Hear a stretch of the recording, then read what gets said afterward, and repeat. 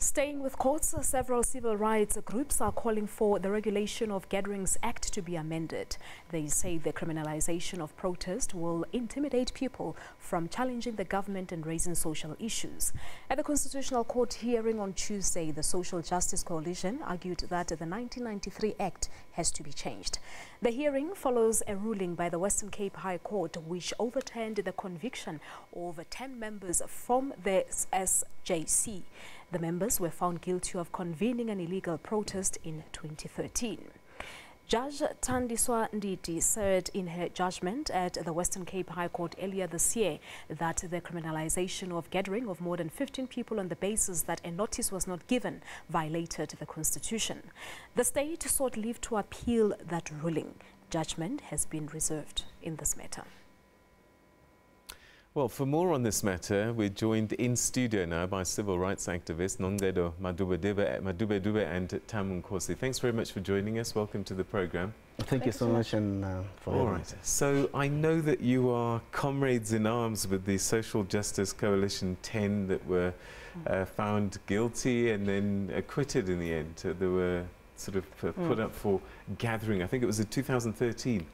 So, you know, on the face of it, when I think about it, 15 people gathering, it sounds quite ridiculous. Is that kind of where the point of departure for you? I mean, at some point someone in court said today, one of the lawyers or the attorneys presenting said, you know, 16 or 15 isn't a magical number, and that's part of the argument. Why that number, you know? And I think it's because part of the arguments that were coming from the state were issues around the bigger the protest action or the number of people at a mass action, the more likely to turn violent or become unsuccessful, as they dubbed it. And sort of the rebut from our side, and we're from Equal Education, I am at least, and we're amicus to the case, and we speak on the learners' experience in protest and active citizenry in the country. But I mean, the question then became, there isn't anything telling or evidence or facts that says, look, a big march can't be peaceful.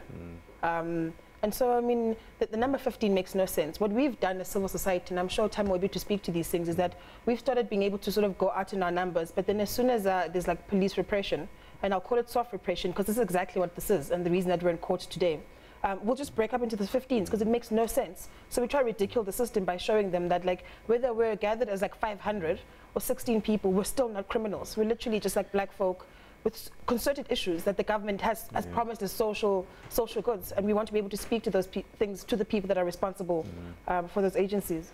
Help me understand a little bit, because, you know, every single day we see protests and we don't see people being charged with this Gatherings Act. What was different about the Social Justice Coalition 10 and this ongoing kind of campaign, it seems? Look, I think one of the major things is to remember that, in fact, initially it was 21 people. Yeah. And it then got reduced to 10, primarily because those were termed the conveners of the march. As a result, that's the reason why we have the SJC turn.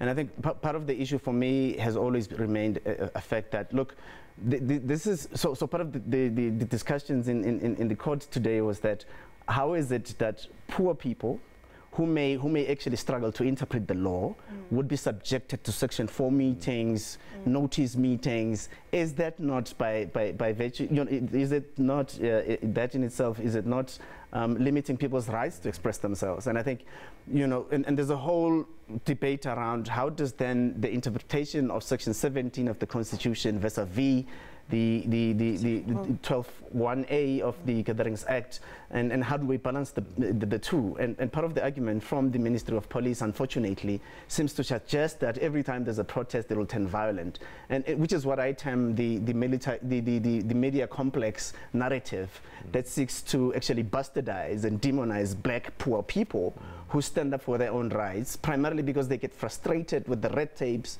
with the bureaucracy that they have to go through, interacting with the government, ensuring that they hold the government accountable, municipalities accountable. So this is, in essence, was just a case of poor communities in Cape Town, in former settlements, actually saying, look, we have a right to sanitation, which is enshrined in the Constitution. We're going to exercise that through a protest. And so it's a double whammy for them, a double-edged sword. On the one hand, if you're not getting services, what are you supposed to do? Sit and say, well, I will pray something happens. But when you stand up, you also then criminalize for standing up for your rights. This is a democracy. Can I add something to that? In the sense that Thami, we've been speaking about this in the sense that we need to be a bit more deliberate about the messaging around this court case, because it also is a tightening of civil society. So we're one of the most dubbed progressive countries in Africa that still allow for an active citizen or civil society space. But this law could be detrimental to how then we're able to action those things. Because mass action and protest action is how we get our messages across. Outside from the spontaneity of like black communities that want to say things about service delivery, but it's also how as organized communities, and that's what the HJC was, an organized civil society grouping that went to the city office in Cape Town, chained themselves up, they made a spectacle to call for attention and put pressure on sort of the city. And then this is the repercussions. You get bitten right back in the hand. So again, I'm trying to process this. The first clue is that this law was written in 1993, and that was still in the apartheid era. Are you surprised that the state is trying to defend this law? It's shocking, actually. It's appalling. I mean, I don't know whether we should be spending state resources challenging things like that. I mean, but I guess it's the trend. I mean, you see how many cases different ministries appeal and lose all the time. So it looks like it's a continuation of us just flaunting, you know, procurement processes internally, even in state-owned agencies, and actually just using money to really challenge things that we shouldn't be. I think this is just a general call to simply say, let's look at this rule, let's look at this law. Is it practical? Is it applicable? What's the background to it? Because it's reminiscent of the apartheid era that simply said we're going to repress dissent. And unfortunately, that's the problem with it. Let me put another hat on and say, is there a magical number? Because we can't have people just getting up in the morning and just protesting without permission. There must be some control, wouldn't you say? I don't think so at all. Really? Because this is the thing, though. The reason people, like what Thami was saying earlier, take to the streets is because they're uncomfortable in the way that they live. And I think we need to get to a point where we understand that the country's inequality levels are shocking on world-class levels. So we've got the shrining constitution. So it's like a big issue of constitutionalism. You tell me that I live in a space that allows me to become or be who I am and live in a dignified manner, but I live in such poor conditions. I die in pit latrine toilets every other day.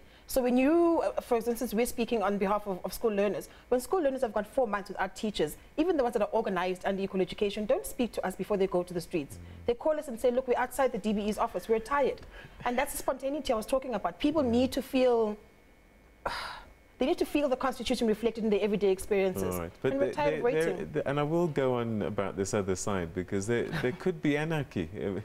If people literally just every single day decided they're going to march on the streets, and I'm trying to get to work, I sympathize with your cause, but I'm not feeling you, but you're stopping me getting to work because you've decided to go downtown and block Fox Street, for example. How do we manage these desperate needs that you're talking about, but at the same time, the rights of others?